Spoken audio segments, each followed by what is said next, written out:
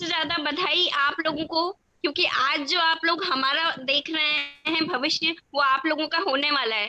किसी वक्त जो आपका आज है वो हमारा कल हुआ करता था। तो आप सब लोगों को बधाई, क्योंकि आप लोग उसी पद्धति पे चल रहे हैं, सिस्टम फॉलो कर रहे हैं, जूम मीटिंग्स में लगातार आ रहे हैं।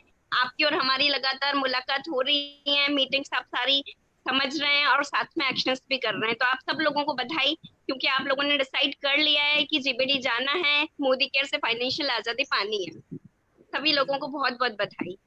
शुरुआत करती हूँ, मैं अपना इंट्रोडक्शन देती हूँ। सबसे पहले, मेरा नाम अचला त्रिपाठी है। जन्म हुआ था ऐसे परिवार में जहाँ पापा और मम्मी दोनों गवर्नमेंट एम्प्लॉय हुआ करते थे। पापा मेरे गवर्नमेंट स्कूल में प्रिंसिपल थे और मदर मेरी गवर्नमेंट स्कूल में इंग्लिश की लेक्चरर हुआ करती थी। शुरू से देखा कि गवर्नमेंट एम्प्लॉय की क्या जिंदगी होती है, जॉब क्लास लाइफ कैसी होती है। तीन भाई बहन हुआ करते थे, मैं इकलौती लड़की थी। तो पेरेंट्स ने और दोनों भाइयों ने मुझे बहुत ही लाड़ प्यार से पाला। और उस लाड़ प्यार ने मेरे सपने बहुत बड़े कर दिए थे। लगता था कि जब भी जो भी सोचूंगी वो जिंदगी में जरूर मिलेगा। उसी लाड़ प्यार ने मेरे सपने इतने बड़े किए, और सपनों से कभी मैंने जिंदगी में कॉम्प्रोमाइज करना सीखा नहीं था बचपन से। चलते चलते जब यही चलता रहा, दोनों एजुकेशन लाइन में थे पेरेंट्स, तो हम तीनों भाई बहनों ने अच्छे से पढ़ाई की और आज तीनों गवर्नमेंट जॉब में हैं। जिनसे भाभी जो मेरी घर पर आई, वो भी इसमें कोर्ट में रीडर हैं। तो लगता था कि गवर्नमेंट जॉब को करीब से देखा था और लगता था कि हाँ, एक सिंपल सी लाइफ यहाँ जी जा सकती है, जहाँ पर दाल रोटी की कोई प्रॉब्लम कभी जिंदगी में आने वाली नहीं है। उसी को फॉलो किया।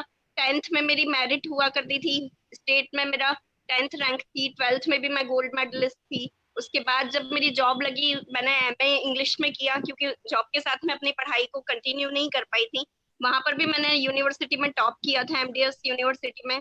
लेकिन हुआ क्या कि 12th के बाद जब मैंने न्यूज़पेपर में देखा एक वैकेंसी आई हुई थी, और ऐसे ही बाई चांस ट्राई किया, तो उसमें मैंने 2 साल की ट्रेनिंग की और मेरा जॉब लग गया। एक छोटी सी उम्र में जॉब लग गया और गवर्नमेंट जॉब लग गया, तो मैं उसको नकार भी नहीं पाई। और लगा कि अभी जो भी मिल रहा है ठीक है, उसमें चले जाना चाहिए। चली गई तो फिर लाइफ ऐसा लगने लगा कि बस इसी में सिमट के रह जाएगी। जैसे गवर्नमेंट जॉब और गवर्नमेंट एम्प्लॉय घर में देखे थे, बस उसी तरह की लाइफ स्टाइल अब चलती रहेगी, ऐसा ही कुछ लगने लगा था। लेकिन सपने तो तब भी बड़े थे। लगता था कि मैं गवर्नमेंट जॉब में हूँ तो क्या हुआ, सोचा तो ये था कि कभी कॉलेज में लेक्चरर बनूंगी, या फिर मेरी इच्छा थी कि मैं पायलट बनूं। लेकिन वो सब चीजें पहले ही बाई चांस ऐसा हुआ कि 19 ईयर्स से पहले ही मेरी जॉब लग गई और मैं एक अलग जिंदगी जीने लगी थी। सपने बड़े थे तो लगता था मैं पूरे नहीं कर पाई, लेकिन शादी जरूर ऐसे इंसान से करूंगी जो बहुत हार्ड वर्कर हो, जो बहुत कमिटेड हो, बहुत स्मार्ट हो और मेरे सपनों का राजकुमार हो। धीरे धीरे मेरे जब न्यूज़पेपर में मेरे लिए ऐड दिया पापा ने, तो आए काफी सारे प्रपोजल्स आए। लेकिन उनमें से मुझे कोई भी समझ में नहीं आया। हर एक प्रपोजल को रिजेक्ट कर देती थी, क्योंकि सपने बहुत बड़े थे। और देखा था कि जॉब क्लास फैमिली के साथ मुझे मुझे लगता था कि एक बिजनेसमैन फैमिली शायद एक बहुत अच्छी जिंदगी जीती है। सपने तो वहीं पूरे होते हैं, स्टाइलिश लाइफ वहीं जीता है इंसान। तो मुझे हमेशा लगता था कि शादी अब मुझे किसी न किसी अच्छे बिजनेसमैन से ही करनी है। तो जैसे ही मेरे लिए मनीष जी का प्रपोजल आया, हमारे कुछ रिलेटिव्स आपस में एक थे, तो उन्होंने हमारा ये रिश्ता करवाया। और जैसे ही ये मुझे देखने आया, पहली बार कोई लड़का मुझे देखने आया था, उसी दिन घर वालों ने सबने डिसाइड कर लिया और मैंने भी बोल दिया था कि शादी तो मैं इन्हीं से करूंगी, क्योंकि दिखने में हैंडसम और बिजनेस इतने अच्छे इनके हुआ करते थे। और इतनी कम उम्र में, जैसे मैंने एक छोटी सी उम्र में अपना जॉब स्टार्ट कर दिया था, इन्होंने भी 11th क्लास से ही सारे बिजनेस संभालने शुरू कर दिए थे। पढ़ाई की तरफ इनका इतना ध्यान नहीं था, लेकिन मुझे ऐसा ही इंसान चाहिए था अपनी जिंदगी में, और वो मुझे मिल चुका था। तो मैंने भी बोल दिया था कि अब पापा किसी भी रिश्ते को देखने की जरूरत नहीं है, मुझे शादी इन्हीं से करनी है। और पापा से कहने की बजाय मैंने ये बात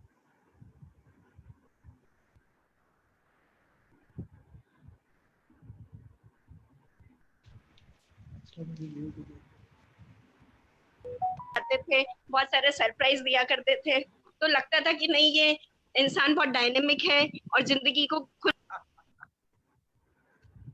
अचला, तुम्हारा म्यूट हो रहा है बार बार। कौन कर रहा है बात? हेलो, अब आ रही है मेरी आवाज? हाँ, बार बार हाँ, आ रही है। कंटिन्यू।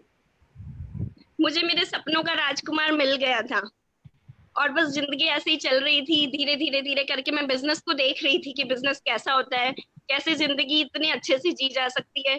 हम जब प्रॉपर्टीज का काम किया करते थे, इनका फाइनेंस का काम होता था, इलेक्ट्रिक बाइक की डीलरशिप इन्होंने डाली, विक्रम ऑटो, जॉन डियर, इतने बड़े बड़े कारोबार इनके होते थे। लेकिन घर हमारा एक फार्म हाउस में था, वहाँ पोल्ट्रीज का काम होता था। तो पोल्ट्री हम लोग कुछ, हम जो लेडीज लोग थी, मम्मी, मेरी सिस्टर इन लॉ और मैं संभालते थे। तो वहां का जितना भी कैश आता था मैं काउंट करती थी। मेरी एक छोटी सी अलमीरा होती थी, वुडन अलमीरा, उसमें मैं इतना सारा पैसा मैंने कभी जिंदगी में देखा नहीं था। कि जॉब क्लास फैमिली के पास एक लिमिटेड इनकम आती है और वो भी बैंक में होती है, अगर थोड़ा बहुत जो सेविंग होती है वो भी बैंक में चली जाती है। इतने सारे पैसे को मैं काउंट करती थी तो मुझे बहुत अच्छा लगता था कि इतनी इतनी इनकम होती है एक बिजनेसमैन की। लेकिन जब वो पैसा धीरे धीरे मैं देखती थी ना कि कहाँ से कहाँ एक रोटेशन में चला जाता है वो पैसा, क्योंकि उसको दोबारा से इन्वेस्ट करना होता था, कुछ लोन्स होते थे उनको पूरा करना होता था, तो लगता था अरे ये तो ख्याली दुनिया है, ये तो एक भुलावा है कि बिजनेसमैन फैमिली बहुत अच्छी जिंदगी जीती है। हालांकि जब मैं जॉब पे जाया करती थी तो मेरे लिए ये फेमस हो चुका था कि जिस कलर की साड़ी पहनती है उसी कलर की गाड़ी में आती है ये। बहुत रिनोट फैमिली थी, कोटा की बहुत रिनोट फैमिली, त्रिपाठी मोटर्स नाम से हर कोई इनको जानता था। लेकिन हकीकत क्या थी वो मैं उसको बिल्कुल करीब से देख रही थी। दोबारा से मुझे लगा कि शायद जिंदगी में कोई गलती हो गई है इस डिसीजन में। मेरे पेरेंट्स को भी कई बार लगता था, जब उनको कुछ एहसास होता था इन छोटी मोटी बातों का, तो उनको भी लगता था कि कहीं ऐसा तो नहीं कि गलत जगह शादी कर दी हो हमने। लेकिन भगवान को कुछ और ही मंजूर था। धीरे धीरे करके जब बड़ा बेटा पैदा हुआ, उसके बाद छोटा हुआ, देवर की मैरिज हुई, उनके भी 2 बच्चे हुए, और हम लोग लगभग 13 ईयर्स, मैं और मेरी देवरानी, हम सब लोग लगभग साथ में रहे। परिवार में बहुत अच्छे संस्कार थे, मेरे सास ससुर बहुत ही अच्छे हैं, तो इतने अच्छे से उन्होंने परिवार को संभाला। लेकिन होने को कुछ और ही मंजूर था। इन्होंने एक स्विमिंग पूल बनाया था हमारे फार्म हाउस में, और जब चारों बच्चे उसमें नहा रहे थे तो कुछ ऐसे ही पता नहीं किन बातों पे अनबन हुई, और हम लोगों का, इन्होंने ये डिसाइड किया, गुस्से में बहुत तेज हुआ करते थे मनीष जी, क्योंकि बिजनेस का प्रेशर हुआ करता था। तो 30 साल की उम्र में मैंने इनको देखा था कि इनका बीपी हाई होता था, हमेशा कमर में दर्द होता था, पैरों में दर्द होता था। दिखने में लगता था कि बहुत पैसा आ रहा है, लेकिन वो एक जॉइंट फैमिली का पैसा, जॉइंट बिजनेस का पैसा होता था, उसको खर्च कर पाना इनके लिए मुश्किल होता था। तो इसके लिए कई बार कई सारे और तरीके, शॉर्ट टर्म तरीके भी अप्लाई करते थे, शेयर मार्केट में इन्वेस्टमेंट किया, या और भी कई सारे काम किए। लेकिन शॉर्ट टर्म पैसा जो होता है ना, वो जिस तरह से आता है उसी तरह से निकल भी जाता है, और साथ में बहुत सारी तकलीफें भी देके जाता है। लेकिन सपने बड़े थे, इंसान जिद्दी थे मनीष जी, कि नहीं मुझे पैसा अच्छे से पाना है। और मुझे बहुत शौकीन हुआ करते थे तरह तरह की गाड़ियों के, हर तरह की लग्जरी लाइफ, बिलियर्ड्स खेलते थे। तो इनको अपने शौक पूरा करने के लिए कुछ ना कुछ साइड की इनकम चाहिए होती थी, और ये कुछ ना कुछ करते थे। इसी बीच में एमवे भी बीच में, जितेंद्र भैया आभा भाभी ने बताया कि यहाँ सपने पूरे हो सकते हैं, तो एमवे के प्रोडक्ट्स भी हमने यूज किए। लेकिन शेयरिंग वहां प्रॉपर कर नहीं पाए। मैं अपने छोटे बच्चों को छोड़ के कई बार बड़ी सेमिनार्स में जाती थी, बड़ी तकलीफ होती थी, और बहुत नाखुश हुआ करती थी कि इतने महंगे प्रोडक्ट्स और फॉरेन कंपनी में हम लोग, इतना बाहर की कंपनी में क्या कभी ग्रो कर पाएंगे क्या। तो कई बातों पे मेरी और इनकी बहुत अनबन हुआ करती थी, क्योंकि सुबह से मैं भी जॉब पे चली जाती थी, दिन भर ये बिजनेस के उसमें इतना फंसे रहते थे, इतना मेंटली पजल्ड हो जाते थे कि दोनों उस जिंदगी को कभी सुकून से जी ना पाए। और कई बार तो लगता था कि कहीं ऐसा नहीं हो कि डाइवर्स वाली सिचुएशन आ जाए, बहुत ज्यादा परेशान होते थे हम। लेकिन ठीक है, होते होते कुछ ऐसा हुआ कि 13 ईयर्स बाद, जो मैं आपको बात बता रही थी, स्विमिंग पूल में कुछ ऐसा अनबन कुछ ऐसी हुई छोटी मोटी, पता नहीं वो क्यों हुई, ईश्वर को शायद कुछ और ही मंजूर था, और इन्होंने डिसाइड किया कि अब मुझे अलग रहना चाहिए। तो एक बहुत बड़े फार्म हाउस को छोड़ के हम छोटे से घर में, इतना छोटा घर जो हमारा बेडरूम के बराबर, वो सिर्फ पूरा घर हुआ करता था, उसमें हमने रहना स्टार्ट किया। इतना मुश्किल हो गया था, आधा लीटर दूध में दोनों बच्चों का दूध होता था और इनकी चाय बनती थी। मैंने तो दूध और चाय पीना सभी छोड़ दिया था, क्योंकि उससे पहले कभी रेस्पॉन्सिबिलिटी थी नहीं, बिजनेस में से खर्चे निकल जाते थे। तो मेरी जो सैलरी थी उसमें मैंने 2 मकान ले रखे थे, उसकी इंस्टॉलमेंट और बच्चों की स्टडीज में मेरी सैलरी भी खत्म हो जाती थी। तो मैं कभी अगर इनको सामानों की कोई लिस्ट बना के देती थी तो 5-5 7-7 दिन तक वो सामान ही नहीं घर पे आता था, और समझ में भी नहीं आता था, क्योंकि ये बहुत कमिटेड थे मनीष जी शुरू से। इनका ये था डिसीजन कि मैं अपनी फैमिली से एक भी पैसा नहीं लूंगा, फैमिली बिजनेस से कोई पैसा नहीं लेने वाला, मैं अपने आप को सेल्फ स्टैंड, अपने आप को खुद पे खड़ा होना देखना चाहता हूँ। ना इन्होंने मुझसे कभी कोई पैसा लिया, ना अपनी पेरेंटल इनकम से, पेरेंटल बिजनेस से कभी कोई पैसा नहीं लिया, और वही कमिटमेंट आज हम सबको इतना बड़ा कर गया। वो डिसीजन जो इनका था ना, वो बहुत बड़ा था, उसको मैं हमेशा याद रखती हूँ और सैल्यूट करती हूँ इनको। और फिर लगा कि नहीं, जो मैंने डिसीजन किया कि इसी आदमी से मुझे शादी करनी है, मेरे पेरेंट्स का डिसीजन और मेरा डिसीजन बिल्कुल सही रहा। चाहे वो परिस्थितियां कैसी भी थी, लेकिन उन परिस्थितियों में भी इन्होंने अपने आप को मजबूत बनाए रखा। धीरे धीरे करते करते बस होने को कुछ और ही मंजूर था। मैं बोलती हूँ जो बुरा वक्त भी आता है ना, वो कुछ ना कुछ अच्छा दिखाने के लिए आगे आता है। तो उसी वक्त में मई में हम लोग अलग हुए थे अपनी फैमिली से, बहुत परेशान थे। खाना भी, क्योंकि आदत हो गई थी 13 साल से सब लोगों के साथ में जीने की, तो उधर पेरेंट्स, पापा मम्मी जो इनके थे, वो भी कुछ भी नहीं खा पाते थे, रोते रहते थे रात को 2-2 बजे तक भी। और हम लोगों से भी कुछ भी, कोई भी अच्छी चीज होती तो भी अच्छा नहीं लगता, चाहे किसी का बर्थडे आ रहा है, एनिवर्सरी आ रही है, हर एक चीज को रो रो के निकालते थे पापा मम्मी। और मेरे पापा तो उस घर में आना भी उनका दिल नहीं करता था, क्योंकि बाहर से भी उस घर को देख के और उनको बड़ा तकलीफ होती थी कि ये क्या हो गया, कैसे ये लोग इतने छोटे से घर में आके रहने लग गए और आगे पता नहीं जिंदगी को क्या होने वाला है। इन्होंने बीच में ये भी डिसाइड कर लिया कि मैं जयपुर जाऊंगा और जॉब करूंगा। लेकिन धन्यवाद जितेंद्र भैया और आभा भाभी का, उसी वक्त आईडी ये लोग हमारी मोदी केयर में पहले लगा चुके थे, क्योंकि जिस भी कॉन्सेप्ट में भैया भाभी चाहते थे, उनको पूरा विश्वास था मनीष जी पे कि ये इंसान जरूर कुछ ना कुछ बड़ा करेगा। क्योंकि आंखों में फिल्टर लग जाता है, डायरेक्ट सेलिंग में जो भी इंसान काम करता है। और भैया भाभी तो एमबे के डायमंड हुआ करते थे, तो इनको ये पता था कि मनीष त्रिपाठी जिंदगी में कुछ ना कुछ बहुत बड़ा करने के लिए पैदा हुआ है। इन्होंने आईडी लगा ली थी, लेकिन फिर डॉक्टर सुरेखा भार्गव से उसी टाइम पे मिलना हुआ। वो दिल्ली से कोटा आई थी और उन्होंने हमें डेमो दिखाए। तब तक भी हम यही सोचते रहे कि ठीक है, ये तो यही क्या काम है, साबुन पेस्ट शैम्पू तेल, ये तो कोई बड़ी बात नहीं है, ये तो कोई भी कर सकता है। लेकिन जब उन्होंने उनकी इनकम बताई ना, कि उस वक्त उनकी इनकम 50 लाख रुपए पर मंथ के आसपास हुआ करती थी, तो दिमाग में एकदम से स्ट्राइक किया कि ये लेडी भी 18 साल से इस बिजनेस को कर रही हैं और मैं 18 साल से अपनी जॉब को कर रही हूँ, ये भी 18-20 साल से एक छोटी सी उम्र से अपने बिजनेस को कर रहे हैं, मैं जॉब को कर रही हूँ। लेकिन हम तो कभी कोई फॉरेन ट्रिप नहीं कर पाए, हमने तो कभी ऐसी जिंदगी सोची भी नहीं, जीना तो बहुत दूर की बात है, जहाँ इंसान 50 लाख रुपए पर मंथ के अर्न कर रहा हो, फॉरेन ट्रिप कर रहा हो, लग्जरियस कार्स में घूम रहा हो। हमारे पास गाड़ियां बहुत हुआ करती थी, क्योंकि गाड़ियों का हमारा काम था। लेकिन मैं बताऊं फ्रेंड्स, वो सारी की सारी गाड़ियां कहीं ना कहीं सेकंड हैंड होती थी, या फिर जो बहुत कम किसी न किसी फायदे में मिल जाए इस टाइप की होती थी। खुद मनीष त्रिपाठी जी के नाम से कोई गाड़ी, ब्रांड न्यू गाड़ी हमने अभी तक ली नहीं थी। तो सारे सपने तो कहीं ना कहीं हमारे भी थे, और उसी के लिए तो हम दोनों लगातार हार्ड वर्क किया करते थे। तो लगा कि नहीं, अब कुछ ना कुछ करना चाहिए, और जिंदगी में शायद वो अपॉर्चुनिटी मिल गई जिसके लिए हम 18-20 साल से दोनों की दोनों भाग दौड़ कर रहे हैं। अब शायद जिंदगी में कुछ अच्छा होने वाला है। सुरेखा दीदी को देखा तो बिल्कुल उनमें भगवान नजर आने लगे। जितेंद्र भैया, आभा भाभी हमेशा एक मेंटर की तरह हमारे सामने आए, हमारी बहुत अच्छी उन्होंने पेरेंटिंग की और इस बिजनेस में लेके आए, इस बिजनेस के विजन को समझाया। फिर मैंने सुरेखा दीदी से पूछा कि अब मुझे करना क्या है, तो उन्होंने और आभा भाभी ने हमेशा यही कहा कि बस मनीष का साथ देना है, हर सिचुएशन में तुमको मनीष का साथ देना है। ये बिजनेस अपने आप बड़ा हो जाएगा अगर दोनों की डायरेक्शन एक होंगे, दोनों के टारगेट एक होंगे, दोनों के गोल एक होंगे, तो इस बिजनेस में जो तुमने सोचा भी नहीं है वो तुम पा जाओगे।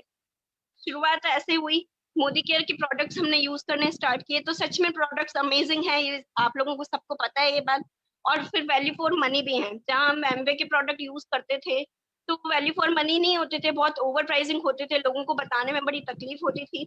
लेकिन जब प्रोडक्ट यूज किया और उनकी प्राइसिंग देखी तो बहुत अच्छा लगा, विश्वास हुआ कि नहीं, इस बिजनेस को हम शेयरिंग मोड में ला सकते हैं, लोगों को शेयर कर सकते हैं।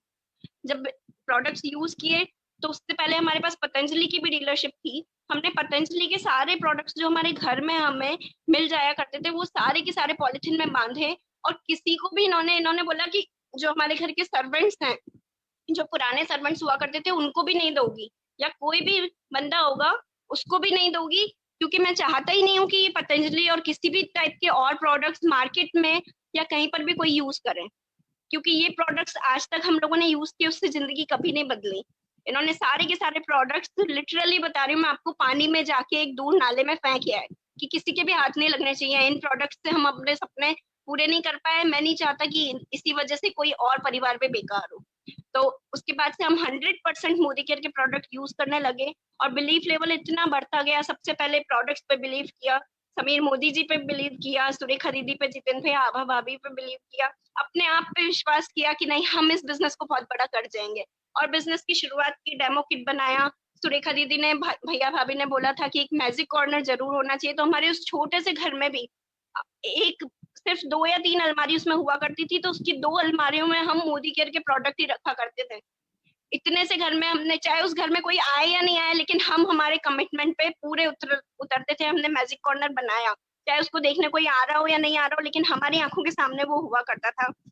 मैजिक कॉर्नर बनाया हमने, हमेशा सिस्टम को फॉलो किया। जो भी बात सुरेखा दीदी और जितेन भैया, आभा भाभी कहते थे, उसको कभी भी नहीं नकारा। चाहे हम भैया भाभी से कई बार कई बातों पे बहुत डिस्कशन किया करते थे, लेकिन जब भी ये बात कोई कहते थे तो हम उस बात को फॉलो करते थे, अक्षरशः पालन करते थे। तो मैजिक कॉर्नर बनाया, डेमो किट बनाया, डेमोज रात में हम लोग बैठ के प्लानिंग किया करते थे, लिस्ट बनाया करते थे। हर दिन हमारी 100-150 लोगों की लिस्ट नई हुआ करती थी, नई लिस्ट बनती थी फ्रेंड्स। हर दिन, हर रात को बैठ के हम लोग लिस्ट बनाते थे। रात को 2-3 बजे से पहले कभी नहीं सोते थे, और सुबह से स्टार्ट हो जाते थे उन डेमोज को दिखाने के लिए। जब तक हमारी वो लिस्ट खत्म नहीं हो जाती थी ना फ्रेंड्स, रात नहीं होती थी। चाहे उस लिस्ट में कोई हाँ करे ना करे, इससे हमें कोई मतलब नहीं होता था।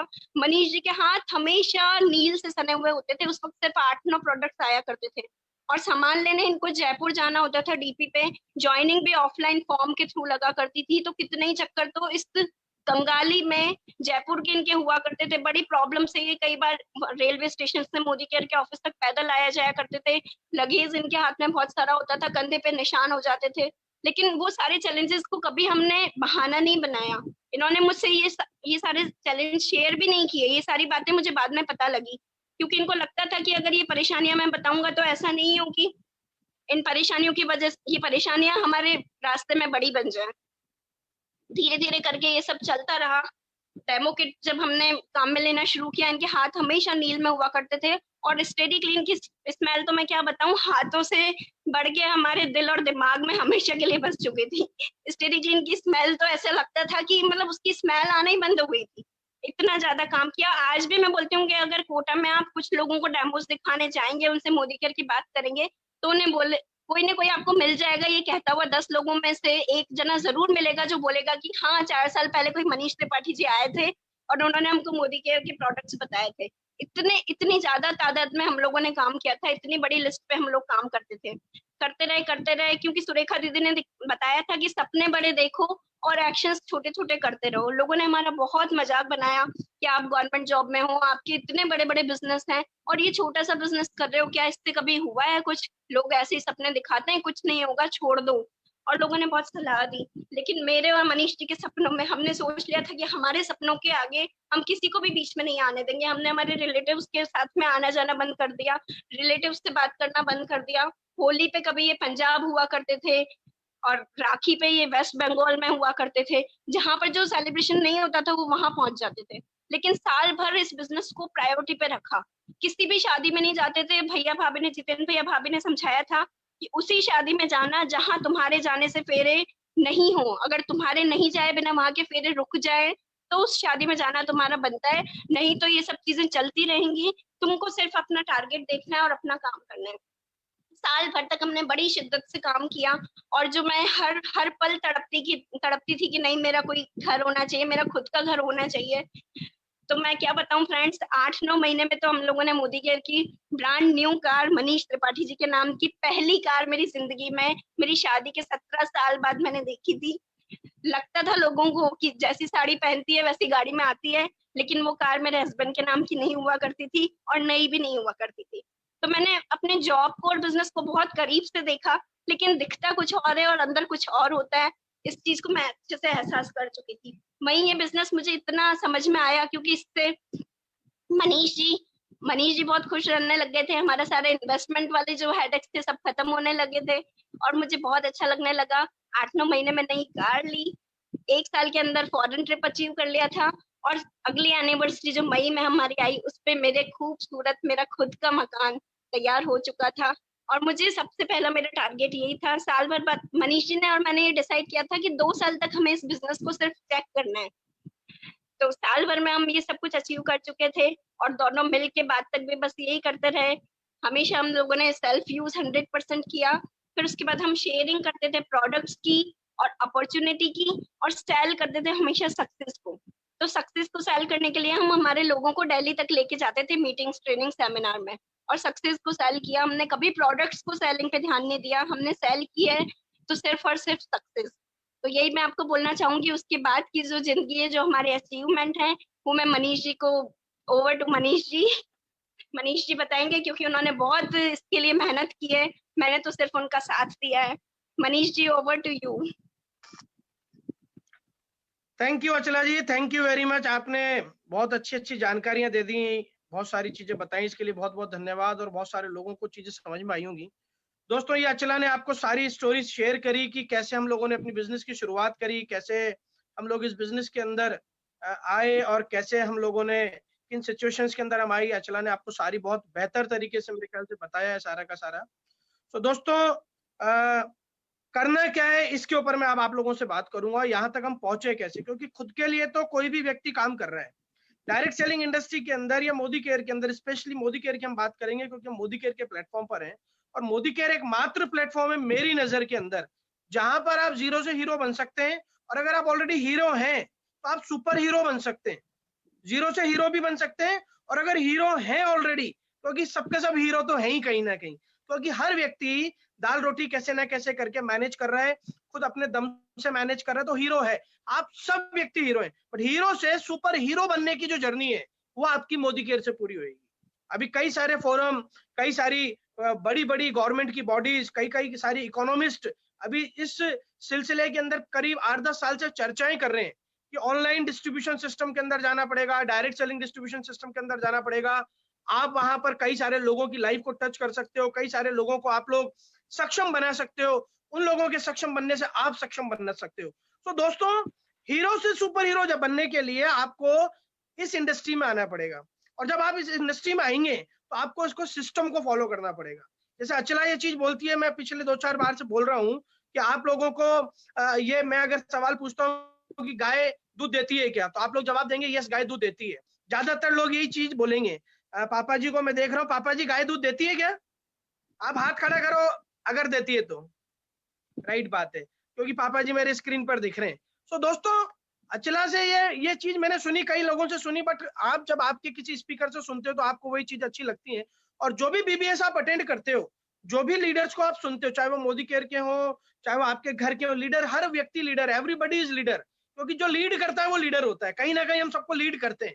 हम फैमिली में तो हम हमारे परिवार को लीड करते हैं, हम सोसाइटी में तो हम हमारे समाज को लीड करते हैं। जो भी लीडर है वो होता है जो लीड करता है।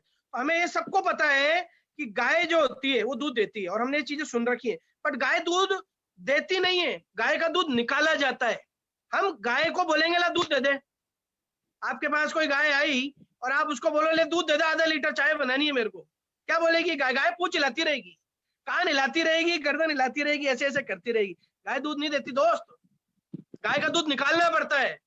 मोदी केयर पैसा देता है, या आप लोगों को लगता है मोदी केयर से हमें पैसा मिल जाता है, या आपको लगता है? ये कोई लॉटरी का सिस्टम नहीं है कि पॉकेट के अंदर आईडी लगाई और फिर उसके बाद 5 साल के बाद बल्ले बल्ले होने वाली है, बड़ी बड़ी गाड़ी आ जाएगी, मकान आ जाएगा, लोग आपके गुणगान करेंगे। जैसे आज जितेंद्र भैया, अब अभी सुरेखा जी का हम लोग नाम लेते, थकते नहीं है।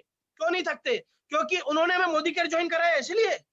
दोस्तों, मोदी केयर ज्वाइन कराकर किसी व्यक्ति को बड़ा बनाने पर आपका गुणगान होता है। मोदी केयर आपको पैसा देता नहीं है, मोदी केयर से पैसा निकालना पड़ता है। और कहीं से भी, अब गाय का दूध निकालना है तो सिस्टम है उसका एक, उसके दोनों पैर बांधो, उसके थनों को धो, नीचे बाल्टी रखो, फिर दूध निकालो, बीच बीच में केड़े को दूध चुखाते जाओ, फिर वो दूध देती रहेगी आपको। यस और नो? अगर हाँ लग रहा है या ना लग रहा है तो चैट बॉक्स के अंदर यस और नो लिखते रहिएगा, क्योंकि मैं उस तरह का व्यक्ति हूँ कि मेरे को बात करने में बड़ा मजा आता है, एक दूसरे से बात करते हैं हम लोग। सो मोदी केयर के अंदर भी आपको पैसा निकालना पड़ेगा। आप कार के अंदर बैठे, कार से अभी आप लोग बोलते हो कि भाई मैं कार से फलाना जगह से वहां पहुंच गया, तो कार की दम थोड़ी ना है जो आपको लेके चल जाएगी। कार को बोल दो आप कि ले चल मेरे को छावनी चौराहे पर छोड़ दे, ले चल मेरे बच्चों को स्कूल छोड़ के आजा, छोड़ आएगी कार? ऐसी कोई कार बनी ही नहीं है अभी तक की, आने वाले समय में जरूर बन जाएगी। बट सिस्टम को फॉलो करना पड़ेगा। जीतना है तो सिस्टम को फॉलो करना पड़ेगा। कोई भी युद्ध, चाहे वो आपके आर्थिक हालात का युद्ध हो, चाहे आपको सम्मान का युद्ध हो, चाहे कोई सा भी युद्ध आपको लड़ना है और जीतना है। लड़ना एक अलग चीज होती है, लड़ना है साहब, और एक जीतना एक अलग चीज होती है। अगर जीतना है आपको तो आपको उसके सिस्टम को फॉलो करना पड़ेगा। बिना सिस्टम को फॉलो करे आप कुछ नहीं कर सकते। व्हाटएवर जो भी आज आपकी इनकम है या जो भी आपकी शोहरत है, वो जो भी है वो उस सिस्टम को फॉलो कर रहे थे, इसलिए उतनी इनकम है। आज सुरेखा भार्गव जी की इनकम सब चाहते हैं, सब चाहते हैं जितेंद्र भैया जैसी लाइफ स्टाइल जीना सब चाहते हैं। आज मेरे और अचला की तरह हर व्यक्ति बनना चाहता है, हर व्यक्ति तो नहीं बट फिर भी 70-80% देश के लोग हमारी तरह बनना चाहते हैं। भाई अच्छा पैसा कमा रहे हैं, गाड़ी घोड़े सब कुछ है, बट ये सब चाहने से कुछ नहीं होता है। चाहत अगर रहेगी तो चाहत से कुछ नहीं होगा। आपको उस जहां पर आपको पहुंचना है, जो भी आपका ख्वाब है, जो भी आपको पहुंचना है, आपको इनकम चाहिए, उस डिजायरेबल चीज के लिए आपको उस सिस्टम को फॉलो करना पड़ेगा। फॉलो करेंगे तो हम जीत जाएंगे। What is system? सिस्टम यह है कि हमें अपने आप को मजबूत बनाए रखना है। हम अपने आप को मजबूर नहीं बनाना चाहिए।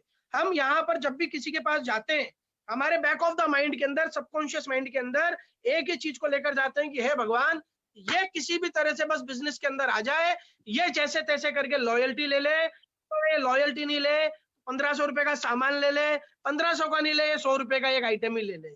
आप जब उसके पास जाते हैं तो मजबूत बनकर जाइए।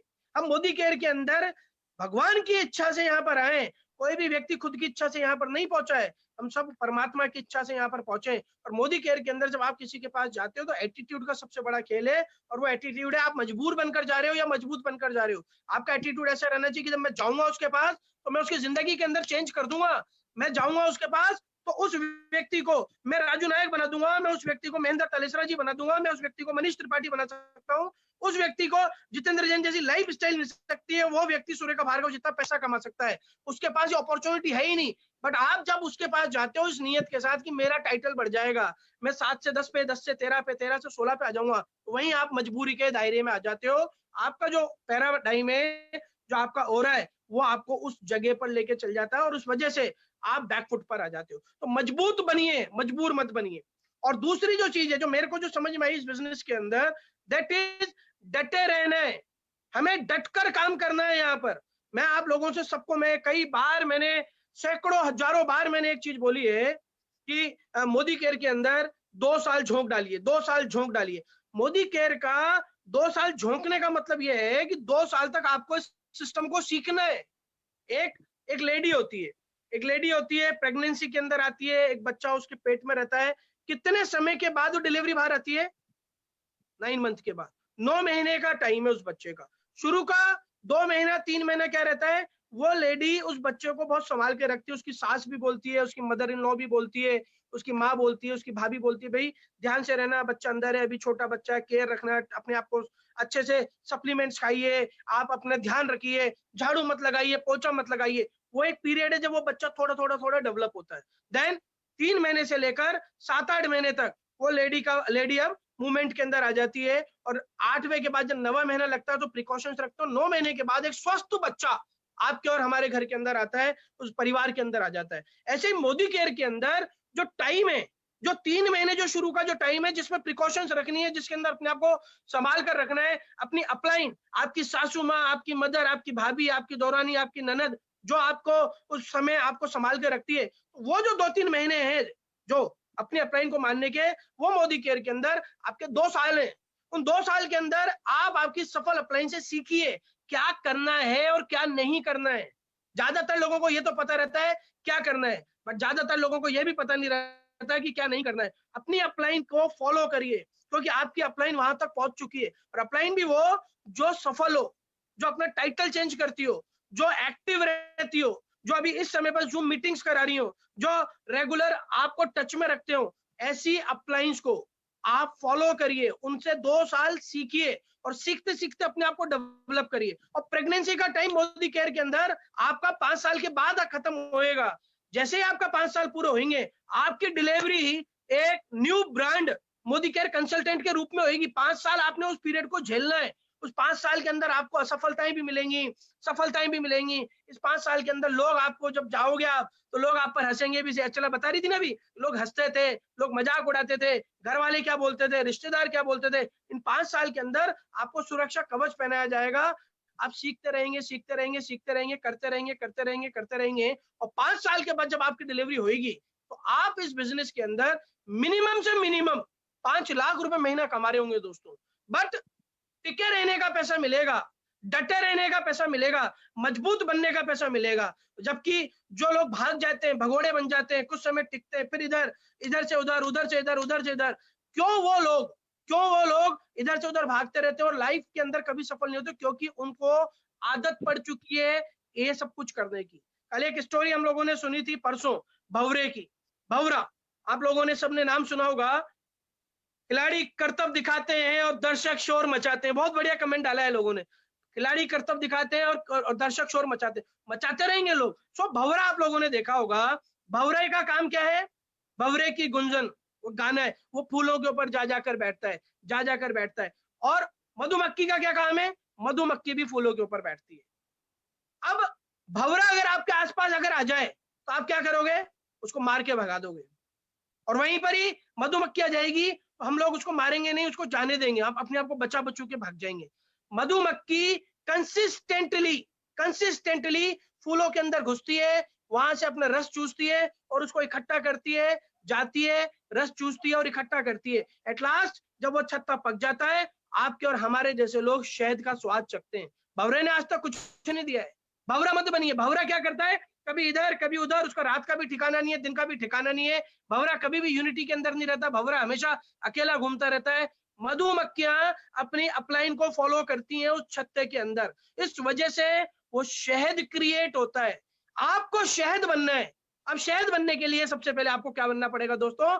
सबसे पहले आपको मधुमक्खी बनना पड़ेगा। आपको आपकी रानी को फॉलो करना पड़ेगा, मतलब आपने अपनी अपलाइन को फॉलो करना पड़ेगा। आपकी अपलाइन को पता है सिस्टम के अंदर कितनी ताकत है। तो लोग बाग गलती क्या करते हैं? थोड़ा बहुत सीख जाते हैं, 2 महीने, 4 महीने, 6 महीने, उसके बाद तो उनकी जानकारी इतनी हो जाती है कि वो लोग बागों को बहुत सिखाना शुरू कर देते हैं और अपलाइन को गौण मान जाते हैं। आप यहाँ पर अगर मधुमक्खी जैसा बनना चाहते हैं, अगर आप यहाँ पर आप मधु क्रिएट करना चाहते हैं, शहद क्रिएट करना चाहते हैं, सिस्टम को फॉलो करिए, अपलाइन को फॉलो करिए, बिना अपलाइन से पीछे कुछ काम मत करिए। और बेसिक कुछ काम है इस बिजनेस के अंदर। मनीष अचला त्रिपाठी कितने रुपए के लिए आए थे आप लोगों को मैं बताता हूँ। आज जब मैंने इस बिजनेस की शुरुआत करी, अचला ने बहुत सारी चीजें बता चुकी है, इसलिए मैं उनमें ज्यादा जाऊंगा नहीं। पर जब हम लोगों ने इस बिजनेस की शुरुआत करी तो मैं एक जयपुर के अंदर जॉब करने जा रहा था 20,000 रुपट्टी की, 20,000 के लिए। उसी समय आप लोगों के साथ भी ऐसा हुआ होगा। उसी समय जितेंद्र भैया का रोज फोन आ जाता था, हर 2-3 दिन में फोन आ जाता था। और सैल्यूट है जितेंद्र भैया को इस चीज के लिए। आपको सीखना है तो उनसे चीज सीखिए, कंसिस्टेंसी क्या होती है। हम एमवे के अंदर 2005 के अंदर अपने आप को हमने बाहर निकाल दिया था, बट कभी भी उन्होंने हमसे रिलेशन ब्रेक नहीं करे। आप और हम क्या करते हैं? कोई भी व्यक्ति जब हमारे साथ इस बिजनेस में नहीं आता है तो हम उसके साथ संधि विच्छेद कर देते हैं, रिलेशन खत्म कर देते हैं। आज पापा जी यहाँ बैठे हुए, महेंद्र भैया यहाँ बैठे हुए, ये सब हम लोग उनकी उस कंसिस्टेंसी की वजह से आज मोदी केयर के अंदर है। उन्होंने हमें मोदी केयर के अंदर जोड़ने के लिए रिलेशन डेवलप नहीं कर रखा था, उन्होंने हमें रिलेशन इसलिए डेवलप कर रखा था क्योंकि उन्हें रिलेशन बना के रखना था, कब वो रिलेशन काम आ जाए। 2005 से लेकर 2015 तक उन्होंने रिलेशन डेवलप रखा। मेरे दादाजी एक्सपायर हो गए, बीच में मेरी दादी जी एक्सपायर हो गई। ये उस पीरियड में आए, ये उस पीरियड के अंदर टाइम निकालकर हमारे घर पर आए। इनका आना मेरे को ऐसा लगा यार ये व्यक्ति यार आया जिससे अभी तो बातचीत भी नहीं है और हम लोग काम भी नहीं कर रहे, फिर भी ये व्यक्ति आया, इट मींस रिलेशन बनाने योग्य व्यक्ति है। आपको आपके अंदर एक रिलेशनशिप वाला व्यक्ति रखना है। हम लोग हमेशा मतलब की वजह से लोगों से बात करते हैं, बिना मतलब के भी बात रखनी है। जो व्यक्ति आज आपके साथ नहीं है वो कल आपके साथ मोदी केयर के अंदर आ जाएगा। इस विजन को लेकर आपको साथ में काम करना है। तो जितेंद्र भैया और आबा भाभी ने हम लोगों को टच में रखा, हमारे घर पर आना जाना रहा, कभी मोदी केयर की बात करने आ जाते, कभी कोई दूसरी बात करने आ जाते, ये सब चलता रहा। और 2015 में 1 मई को इनके फोन आने शुरू हुए, लगातार फोन पर फोन, फोन पर फोन। अब मैं क्या करता, वो फोन को उठाता और देखता अरे यार ये नंबर उनका आ रहा है, और उसको मैं साइलेंट कर देता और साइलेंट करके कहीं रख देता। फिर दोबारा फोन आ जाता घंटे 2 घंटे बाद, फिर मैंने वाइब्रेशन पे कर दिया, फिर रख दिया। अब वाइब्रेशन में रखने के बाद जब मैं इसको तकिए के नीचे रख देता ऐसे, तो आवाज आती थी घूं घूं वाइब्रेशन वाली। तो मेरे मन में आवाज आती कि यार उठा लूं या नहीं उठाऊं, बट मुझे क्या डर लगता था यार ये अभी कोई ना कोई कंपनी की भी बात बताएंगे। और दूसरी चीज, मेरा स्टेट ऑफ माइंड इस पोजीशन में नहीं था कि मैं उनसे बात कर पाऊं, क्योंकि मैं बहुत नर्वस हो चुका था, बड़ा परेशान था। 72 लाख रुपए का कर्जा छाती के ऊपर था, 72 लाख रुपीस का कर्जा, जो बिजनेसेस के अलावा लाइफ के अंदर बहुत लेविश लाइफ जीने का शौक था। कॉलेज में जब जाता था तो मैं जिप्सी से जाया करता था, मारुति जिप्सी से। वो गार्ड मेरे लिए कॉमर्स कॉलेज का गेट खोलता था मेरी गाड़ी घुसाने के लिए। मैं 10th क्लास के अंदर स्कूटर से स्कूल जाया करता था और 8th क्लास के अंदर लूना से स्कूल में जाता था। और जब मैंने एक साइकिल खरीदी, उस समय 2600 रुपए की साइकिल मेरे फादर ने मुझे गिफ्ट करी थी, और वो साइकिल जीप के अंदर ड्राइवर रखकर स्कूल लेकर जाता था, चौराहे से पहले छोड़ता था। ऐसी फैमिली से मैं था। मेरे फादर ने हमारी कभी भी, मुझे नहीं पता कि कोई इच्छा हमारी पूरी नहीं करी हो। मेरे को उन्होंने बोला कि 10th में अगर तेरी फर्स्ट डिवीजन आ जाएगी तो मैं तेरे को हीरो होंडा मोटरसाइकिल दिलाऊंगा। और दोस्तों मेरी 58% आई 10th के अंदर। उन्होंने मुझे LML स्कूटर दिला दिया। मतलब उन्होंने हम लोगों को एक राजा के बेटे की तरह ही पाला हमेशा।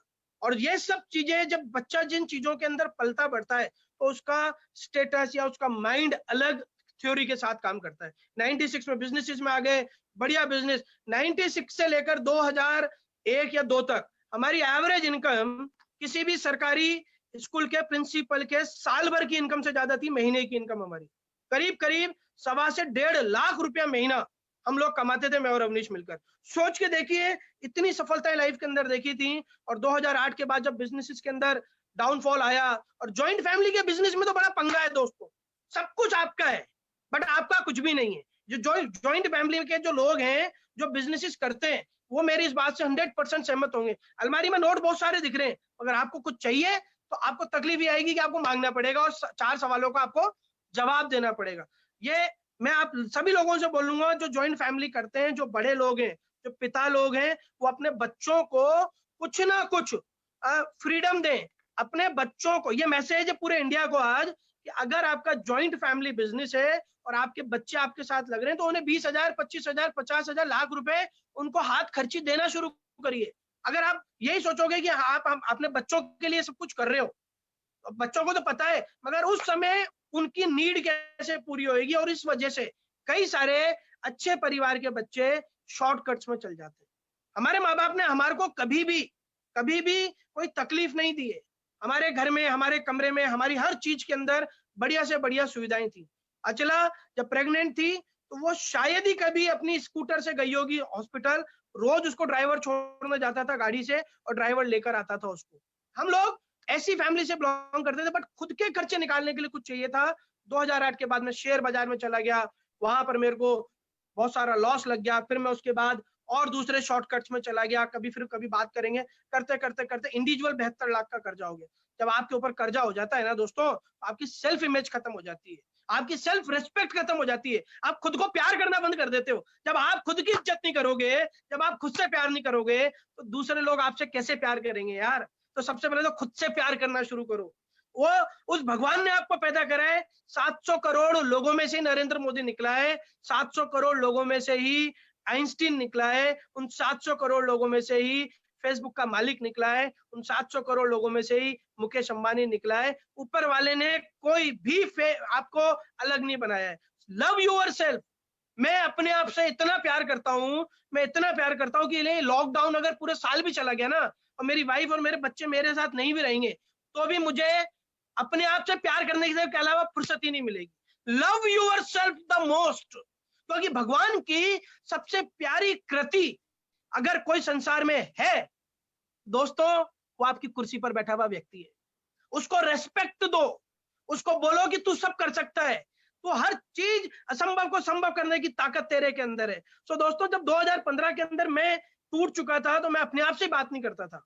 मैं मेरे हर रिलेटिव को नफरत की नजर से देखता था, दोस्तों को मैं इग्नोर करता था, इवन मैं मेरी वाइफ और बच्चों से भी ज्यादा बात नहीं करता था। मैं यार साला ये लोग मेरी जिंदगी में आ गए तो मेरा सत्यानाश हो गया। जब आप खुद से प्यार नहीं करोगे, जब आप अपने आप को नेगेटिव जोन में लाओगे, तो आपसे जुड़े हुए लोगों को भी आप गलत निगाहों से देखोगे। और दोस्तों एक बात बताऊं मजे की, सबसे मजे की बात, ये सब कभी ना कभी आपके साथ हुआ है। और ये जब जब होता है ना दोस्तों, तब तब ऊपर वाला आपके ऊपर सबसे बड़ी कृपा कर रहा होता है। जब आप सबसे ज्यादा मुसीबत में रहते हो, तभी उस समय आपके लिए एक बहुत बड़ा दरवाजा खुलता है। आज ये लॉकडाउन हुआ है, कोरोना आया है, इसके अंदर भी अच्छी बात यह है, हिंदुस्तान आज की तारीख में 70% लोग ऑनलाइन हो गए। अपने कल वो ऋषि कपूर साहब एक्सपायर हो गए, वो उनकी 20 जनों को अंदर घुसाया और बाकी सारे लोगों ने उनको ऑनलाइन देख लिया। आप सोच के देखिए, इसके अंदर भी कुछ ना कुछ अच्छा हो रहा है। राम को वनवास मिला तो अच्छा ये हुआ कि राम मर्यादा पुरुषोत्तम राम बन गया।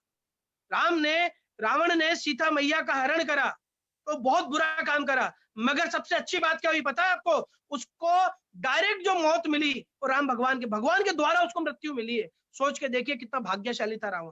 वो सारी चीजें सेट है, हम लोग यूं ही परेशान होते रहते हैं। तो जितेंद्र भैया का फोन आता था कि यार मनीष मनीष मनीष। अब एक दिन अचला ने मेरे को भयंकर डांटा, बोले आप फोन क्यों नहीं उठाते उनका, एक बार बात तो कर लो आप इनसे। चलो यार बात कर लेता हूँ। अब उसने ही डांट दिया, मैंने बात कर ली। इन्होंने बोला तू मेरे घर आ जा फटाफट। और वो 18 या 19 मई की बात थी। 19 मई को मैं घर पर गया, वो कमरे में बैठे हुए, उनके ऑफिस में एक लेडी बैठी हुई और वहाँ वो उन्होंने नमस्ते बोला, मैंने भी नमस्ते बोला, हम लोग बैठ गए वहां पर। उन्होंने वहीं और टेबल पे क्या देखा, तेल साबुन कंघे ये वो दुनिया। सबकॉन्शियस माइंड, ये जो खोपड़ी के अंदर जो बैठा हुआ है, ये आपको हर अच्छी चीज को करने से रोकता है और आपको हर बुरी चीज के लिए आपको आह्वान करता है। जैसे लॉकडाउन हो रहा है अभी, तो प्रेम कुमार शर्मा जी आप स्क्रीन पर हो, अभी हाथ उठाना अगर मेरा कुछ आवाज आ रही है मेरी। प्रेम जी, अब मैं आपसे सवाल ये करता हूं, अभी लॉकडाउन चल रहा है, तो बाहर जाने की इच्छा ज्यादा होती है या घर में रहने की इच्छा होती है? पापा जी, क्या सर? बाहर जाने की। और सबको पता है ये चीज कि बाहर जाने से कोरोना लग जाएगा, और कोरोना लग गया तो मर जाएंगे, और मर गए तो कोई हमारी बॉडी को भी नहीं छुएगा, गड्ढा खोदकर उसके अंदर दफना देंगे, सारी चीजें धरी रह जाएंगी, और पिंडदान शिंडदान ऐसी की तैसी हो गई उन सारी चीजों की। सबको पता है, मगर ये सबकॉन्शियस माइंड क्या कह रहा है? तेरे को कुछ नहीं होगा, तू निकल जा बस। आपको गलत कार्य के लिए प्रेरित करता है सबकॉन्शियस माइंड हमेशा। बट इसको इतना ज्यादा खत्म कर दो कि आपको अच्छे काम के लिए भी प्रेरित करने लग जाए। अचला ने मेरे को बोला, मैंने बात करी, मैं जितेंद्र भैया के घर गया, टेबल पे सामान ही सामान पड़े। सबकॉन्शियस माइंड क्या बोला, यार ये फिर कोई एमवे जैसी कंपनी आ गई, या कोई हिंदुस्तान यूनिलीवर जैसी कोई कंपनी आ गई, या कोई मोनावी जैसी कोई कंपनी आ गई, और अपन तो वैसे ही मर रहे हैं, पहले तो अपन फिर भी सामान ले लेते, अब क्या करेंगे, अब तो खाने पीने के भी वांदे पड़े हुए। उन्होंने मेरे को बोला बैठ बैठ बैठ। इतने में जितेंद्र भैया का फोन आ गया और जितेंद्र भैया बाहर चले गए कमरे के बाहर। वो लेडी सामने बैठी हुई, उसने खट खट खट 4-5-7 डेमो दिखाए। अब मेरे को मजा आ गया, मैं इस लेडी को तो हरा देंगे अपन, क्योंकि आप सामने वाले के व्यक्तित्व से आप उनको हराने में या आप उनको जीतने में आप विश्वास नहीं रखते हो। जितेंद्र भैया आते तो उनको हराने का सवाल ही नहीं था, बट उस लेडी को हरा देंगे। अब उन्होंने डेमो वेमो दिखाए, जैसे जैसे डेमो देखे मैंने, मेरी खोपड़ी के अंदर से, जैसे वो स्टेरिक्लिन का कलर जब जलता है नील का तो सफेद होता है, मेरी खोपड़ी से भी कलर हटने लग गए। मुझे अच्छा लगने लगा, मैं यार ये प्रोडक्ट सही है, पर प्रोडक्ट अच्छे तो महंगे होंगे। फिर मैंने रेट वेट पूछी, उन्होंने बोला रेट ये है। तो यार मजा आ गए, प्रोडक्ट भी अच्छा और रेट भी अच्छी। फिर मैंने उनसे पूछा कि करना क्या होगा, कट लगे से उन्होंने गोले गोले गोले गोले बना दिए। बोले ये कमाओगे, फिर ये कमाओगे, फिर 2 लाख कमाओगे, फिर 5 लाख कमाओगे। अब मेरा खोपड़े के अंदर एक ही चीज आ गई, मैं ये फिर कोई बेवकूफ बनाने की योजना है। मैंने भिड़ते ही उस लेडी से 2 सवाल पूछे, सिर्फ 2 सवाल। कोई भी डाउट माइंड के अंदर रहना नहीं चाहिए दोस्तों, डाउट आपको खत्म कर देता है। ये चीज मैंने मेरी लर्निंग बता रहा हूं आपको।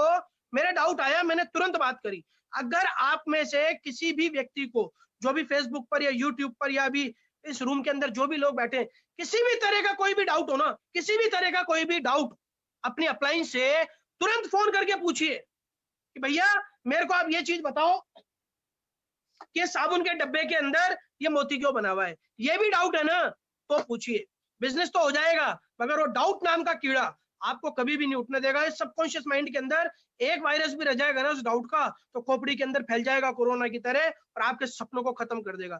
कोई भी डाउट पूछिए। तो मैंने उनसे पूछा, सुरेखा भार्गव जी थी वो लेडी जिनसे मैं बात कर रहा था, क्योंकि मैं जानता ही नहीं था उनको। मैंने उनसे पूछा कि भाई आप मुझे ये बताओ कि आप कितने साल से ये कंपनी में काम कर रही हो, कितने साल से आप इस कंपनी में काम कर रही हो, और दूसरा सवाल ये है आप क्या कमा रही हो। मेरे को आप बातें बता रही हो, 1 लाख 2 लाख 5 लाख 10 लाख, आप क्या कमा रही हो। तो लेडी मुस्कुराकर बोली, जब भी आपसे कोई आपके डाउनलाइन सवाल करे, मुस्कुराने का प्रयत्न करिए, इरिटेट मत होइए। ये सेकंड लर्निंग है आप लोगों के लिए, इरिटेट मत होइए, क्योंकि वो आपकी जिंदगी बनाने आया है। आप उसकी जिंदगी तो बाद में बना लोगे, मगर उस आदमी ने जीपीटी कर लिया तो आपको वो 3 लाख रुपए महीना देगा दोस्तों। ऐसे बहुत सारे एग्जाम्पल्स है मोदी केयर में। वो इरिटेट हो रहा है, आपको इरिटेट नहीं होना है। मैंने उनसे पूछा आपकी कितने समय से कर रही हो। उन्होंने प्यार से मुस्कुरा के बोला, भैया मेरे को 19 साल हो गए। खोपड़ी में एक ही चीज सबकॉन्शियस माइंड ने उस कीड़े को खत्म कर दिया। 19 साल से ये कंपनी चल रही है यार, कितनी बड़ी कंपनी होगी ये। हम लोगों ने नहीं सुना तो हमारी गलती है, क्योंकि हमने बहुत सारी चीजें नहीं देखी हैं। मैं आपसे पूछता हूं, आप लोगों ने फैंटम का नाम सुना है? फैंटम का, फैंटम क्या होता है? दिनेश जी का जवाब आया नो। चैट के अंदर लिखिए, फैंटम का नाम सुना है? फैंटम। अब फैंटम की गलती है इसके अंदर या हमारी गलती है? फैंटम संसार की सबसे बड़ी और महंगी कार है, 7 करोड़ रुपए की, जो अमिताभ बच्चन चलाते हैं, जो बड़ी बड़ी सेलिब्रिटीज चलाती है। अब इसमें हमारी गलती है या फैंटम की गलती है? गलती मेरी है जो मैंने नॉलेज नहीं ली उसकी।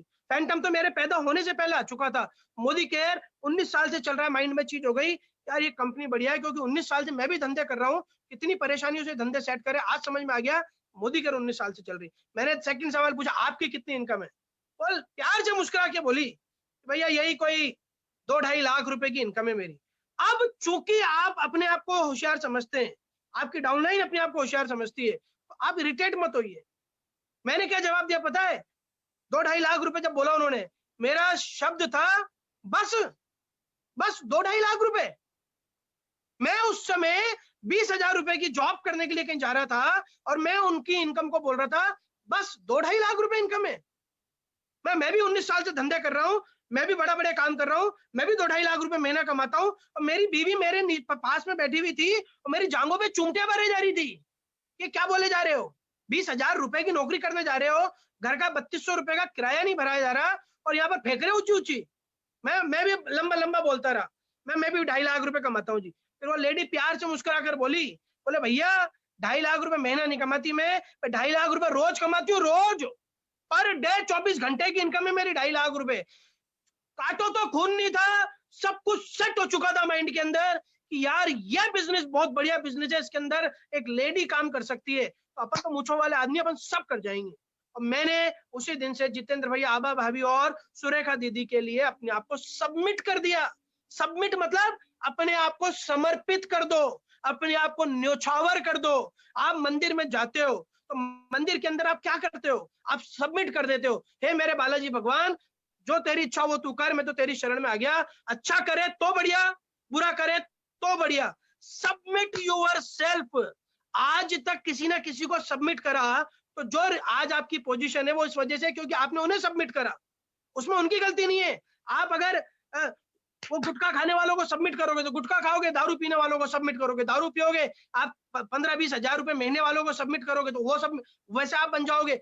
आपने सबमिट करना है, डिसाइड करिए सबमिट किसके ऊपर करना है।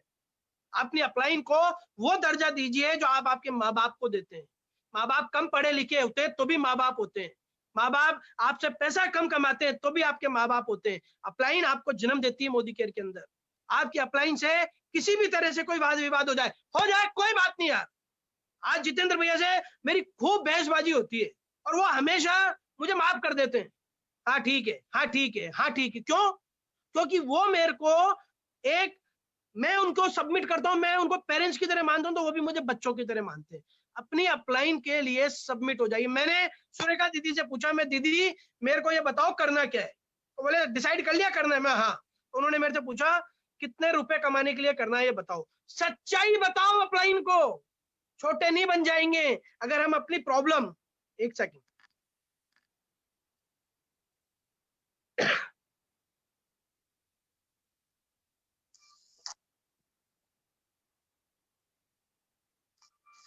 अपलाइन के सामने जैसे कहते हैं ना डॉक्टर के महेंद्र भैया, महेंद्र भैया, जी भैया। भैया समय सीमा बता देना, क्योंकि हम तो वो इंजन है जो स्टार्ट होते नहीं और होते हैं तो रुकते नहीं है। कोई नहीं भैया, 10 मिनट तो और चला सकते हैं, 10 मिनट चला सकते, कोई दिक्कत नहीं है। क्योंकि आपने हमारे क्या है, हमारे जितेंद्र भैया ने सिस्टम चाबी वो भर रखी चालू करने की, चालू करके उन्होंने चाबी फेंक दी समुद्र में, अब हम बंद नहीं होते हैं फिर। चलिए तो दोस्तों, मैंने उनसे पूछा भाई करना है, उन्होंने पूछा कितने रुपए के लिए करना है। मैंने उनको पहले तो सोचा झूठ बोल दूं, फिर मेरे को एक यकीन हुआ कि नहीं यार सही बोलना चाहिए। वकील के पास जाओ कोई केस लेके तो छुपाते रहो सारी चीजें, वकील नहीं हारेगा, अल्टीमेटली आप हारोगे। डॉक्टर के पास जाओ और आपकी कोई बीमारी हो रही है, कोई प्रॉब्लम हो रही है, अब आप शर्म में या ईगो में आप उसे मत बताओ आपकी प्रॉब्लम, कौन मरेगा, डॉक्टर या अपन? सर जब हमें हमारी कोई भी चीज हमारे वकील और डॉक्टर से नहीं छुपानी, हमारी अपलाइन से भी कोई चीज नहीं छुपानी। घर में कैसी भी प्रॉब्लम चल रही है, discuss it with your right upline. Right upline के साथ डिस्कस करना, ऐसे हर अपलाइन के साथ नहीं, जो आपको लगता है वो उस प्रॉब्लम को सॉल्व कर सकता है। और कोई भी आपको अपलाइन नहीं मिलती ना, तो जितेंद्र भैया आबा भाभी को फोन कर दो। कोई भी समस्या आ जाए, घर के अंदर गेट टूटा और उसके अंदर कर आवाज आ रही है, ठीक नहीं हो पा रहा ना, तो भैया को फोन करके पूछ लो, तरीका बता देंगे कुछ ना कुछ। सबमिट करना पड़ेगा अपलाइन को। तो मैंने उनसे बोला कि दीदी मेरे को तो 30,000 रुपए कमाने, 1,000 रुपए रोज। वो बड़े प्यार से मुस्कुराई और क्या बोली, आप तो अभी 2 लाख रुपए की बात कर रहे थे। मैंने उनको सारी सच्चाई बखान कर दी। उन्होंने बोला भैया मैं तरीका बताती हूँ 30,000 का। मैं बताओ दीदी। उन्होंने 4 चीजें बताई मेरे को, जो मैं सब लोगों को बताता हूँ। इन 4 चीजों के अलावा करना कुछ नहीं है यार। इन 4 चीजों के अलावा आपने मोदी केयर में कुछ नहीं करना, आपको मेरी कसम है। इन बेसिक्स को करना है। मगर ये 4 चीजें होंगी कब? जब आप अपना सपना बनाओगे, जब आप ओनरशिप लोगे, ये धंधा जब आप अपना मानोगे। क्योंकि ज्यादातर लोग तो ये सोचते हैं कि अपलाइन का धंधा है, ज्यादातर लोग ये सोचते हैं डाउनलाइन का धंधा है, ज्यादातर लोग ये सोचते हैं मोदी केयर का धंधा है। अरे ये सब सारी चीजें ठीक है, मगर आपका क्या है ये देखो। ओनरशिप आपको लेनी पड़ेगी। हाथी पर बैठ कर युद्ध लड़ना जाओगे, महावत के सारे घूमते रहोगे, और घोड़े पर जाकर बैठकर युद्ध करोगे तो जीत जाओगे। क्यों? घोड़े की लगाम किसके हाथ में है? घोड़े की लगाम मेरे हाथ में। आपने यहाँ पर ये डिसाइड करना है कि पहले तो ये डिसाइड करो कि आपका बिजनेस है या नहीं है, ये बिजनेस मेरे को कुछ देगा या नहीं देगा। उसके लिए 2 सवाल करिए खुद से। 2 सवाल। आपके एक चेक से मैं आया हूं, थैंक यू प्रमोद सर। 2 सवाल करिए अपने आप से, 2 सवाल करिए अपनी टीम से। पहला सवाल, क्या आपको विश्वास, और मेरे को जवाब चाहिए इसके अंदर। आपको सवाल करना है पहला, क्या आपको विश्वास है कि मोदी केयर लोगों को पैसा देता है? क्या आपको विश्वास है कि मोदी केयर सुरेखा जी को, मनीष त्रिपाठी को, जितेंद्र जी को, महेंद्र जी को, राजू जी को, ये वगैरह वगैरह जो भी लोग हैं, इन्हें पैसा देता है? यस और नो? ये सवाल करिए आप आपके व्यक्ति से, उसका जवाब आएगा यस। तो सेकंड सवाल उससे पूछिए, क्या आपको विश्वास है कि मोदी केयर आपको भी पैसा देगा? क्या आपको फेथ है कि मोदी केयर आपको पैसा देगा? अगर उसका सवाल जवाब आता है नो, तो इसका मतलब अभी डाउट है। अभी इसका मतलब है कि ओनरशिप लेने की तैयारी नहीं है। जब तक वो ओनरशिप नहीं लेता है, तब तक आप उसको गठरी मत पकड़ाओ, वो भग जाएगा, डर जाएगा। उसके अंदर फेथ क्रिएट करो कि यार ये उन लोगों को पैसा दे रहा है तो तेरे को भी पैसा देगा। तो सेकंड सवाल ये करना है कि आपके पास मुझे पैसा मिलेगा? हाँ मेरे को मिलेगा। तो ओनरशिप आ जाएगी। ओनरशिप आने के बाद ये 4 काम करने, चूंकि यहाँ पर कोई बॉस नहीं रहता, आप ही बॉस हो। चेक भी आपको ही करना है कि 4 काम आप कर रहे हो नहीं कर। लिस्ट बनाइए, आप लिस्ट बनाइए, आपके अपलाइन से कंसल्ट करिए, एक लिस्ट बनाइए। एक लिस्ट का भी सेशन करा था मैंने थोड़े दिनों पहले फेसबुक लाइव पर, उसको चेक करिए, उसको सुनिए 10-20 बार, और उसको प्रैक्टिकल रूप से खुद करिए और अपनी टीम के अंदर कराइए। तो पहला काम है लिस्ट बनाइए। दूसरा काम है कॉन्टेक्ट और इनवाइट। लोगों को कॉन्टेक्ट करिए, लोगों को इनवाइट करिए। इनवाइट करिए जूम बीबीएस के लिए, इनवाइट करिए परिवर्तन की ट्रेनिंग के लिए, इनवाइट करिए शुरुआत की ट्रेनिंग के लिए, इनवाइट करिए आज 5 बजे हम राजू नायक जी का रिकॉग्निशन कर रहे हैं, तो लोगों को इनवाइट करिए आज 5 बजे के लिए। इनवाइट करिए मनीष अचला त्रिपाठी के बीबीएस के लिए, इनवाइट करिए कल जसबीर जी के बीबीएस के लिए। इनवाइट करना शुरू करिए, क्योंकि इनवाइट करने में टका नहीं लगता है, ऐसा नहीं लगता है। पहला काम लिस्ट बनाइए, दूसरा काम कॉन्टेक्ट इनवाइट करिए, तीसरा काम share the product. Show the product नहीं करिए, शो करते रहोगे तो ये साबुन है, ये शो हो गया। शेयर करने को मांगता है, ये बिजनेस का रूल है, शेयर करना है आपको। यहाँ पर प्रोडक्ट शेयर करने, share the product, share the plan, share the success. Share करना शुरू करिए लोगों को। तीसरा काम है शेयरिंग, और चौथा काम है फॉलो अप। जब तक जोड़ेंगे नहीं तब तक छोड़ेंगे नहीं। आज जितेंद्र भैया का फॉलो अप था ये 2005 से लेकर 2015 तक का, और इवन 2005 से पहले भी हम लोग इनसे ज्यादा मिलते नहीं थे। ये एमवे में डायमंड थे, एमरल्ड थे उस समय, और हम लोग एमवे के अंदर 16% या 18% थे। हम लोग ज्यादा बात नहीं करते थे, इवन यही बात नहीं करते थे, हम हमारी अपलाइन से बात करते थे तनुज शर्मा से। बट इन्होंने फॉलो अप रेगुलर रखा, इस वजह से आज यहाँ पर हमें, अरे 10 साल के बाद मनीष त्रिपाठी जैसा कपल मिल गया कोई, तो काम सेट हो जाएगा। मगर उसके लिए क्या रखना है? पेशेंस रखना और फॉलो अप रखना है। 4 काम, लिस्ट बनाइए, कॉन्टेक्ट इनवाइट करिए, शेयरिंग चालू करिए, फॉलो अप करिए। इन 4 चीजों को अपनी जिंदगी के अंदर उतार लीजिए। किसी भी एक व्यक्ति के साथ ये सारी चीजें करना शुरू करिए। देन ये 4 बेसिक्स हैं जो आपको करने हैं। ये सुरेखा जी ने बोला ये कर लोगे, मैं डन। कितने डेमो रोज दिखाओगे? मैं दीदी आप बताओ कितने दिखाने? उन्होंने बोला भैया मैं तो 11 डेमो दिखाती थी। मैंने उस समय एक दिन के अंदर 21 डेमो दिखाए।